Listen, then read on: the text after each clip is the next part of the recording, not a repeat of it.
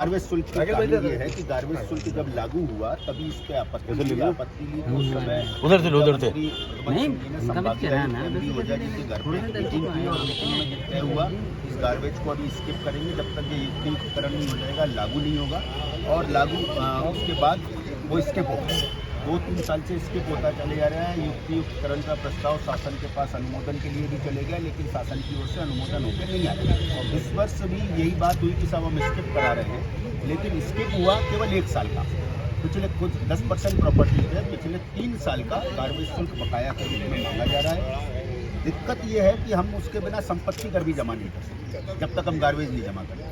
तो हमारे को 6% छूट का नुकसान हो रहा है और इसके साथ पेनल्टी का भी सामना करना पड़ रहा है, जबकि इसमें हमारी गलती नहीं है। हमारा ये कहना है कि इंदौर, भोपाल, जबलपुर वहाँ जो प्रचलित दरें हैं गार्बेज की, वो दर आप हमसे भी ले लो। लेकिन अगर इंदौर में 2 रुपये लगते हैं, हमसे 20 रुपये कैसे लोगे आप? ग्वालियर में ऐसा क्या? तो एक मांग ये है कि जो अनुमोदन किया जाए और दूसरा 6% छूट के साथ समय बढ़ाया जाए।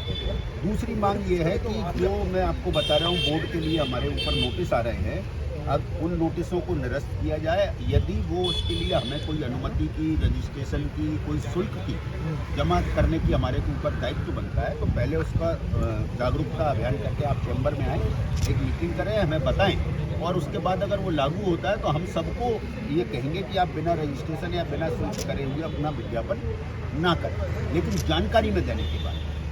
चैम्बर ऑफ कॉमर्स में इसके लेकर इस विषय पर जब प्रभारी मंत्री जी ने निगम आयुक्त को निर्देश दिए कि 15 दिन बढ़ा, और वो अवधि नहीं बढ़ी। और जब ऐसा लगने लगा कि मंत्रियों के निर्देशों की अवहेलना हो रही है, और स्पेशली प्रभारी मंत्री जी की, तो चैम्बर ऑफ कॉमर्स की कार्यकारिणी में ये विषय लाया गया। कार्यकारिणी के विषय के साथ इस पर आंदोलन का तय किया गया।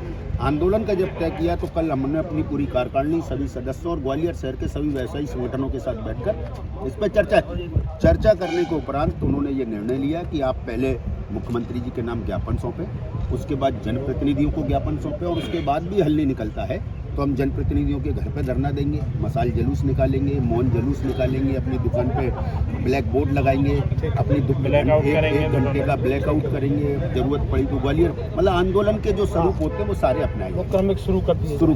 तो मेरा अनुरोध केवल इतना है इसमें कि जब आप जो मुख्यमंत्री जी को भेजें, ये इतना बोलने का आशय ये था कि इसमें आपकी तरफ से अगर ये टीप लग के जाएगी, जो मुद्दा संवेदनशील है, तो मुझे लगता है कि उसका ज़्यादा प्रभाव पड़ेगा। हम इसको मुख्यमंत्री जी को भी भेजेंगे जी, हम कमिश्नर नगर निगम को भी भेजेंगे, और हम जो PS अर्बन है जी, हम उनको भी भेजेंगे। ठीक है, वो प्रमुख है। एक चीज़। दूसरी चीज़, ज्ञापन हो गया। हाँ।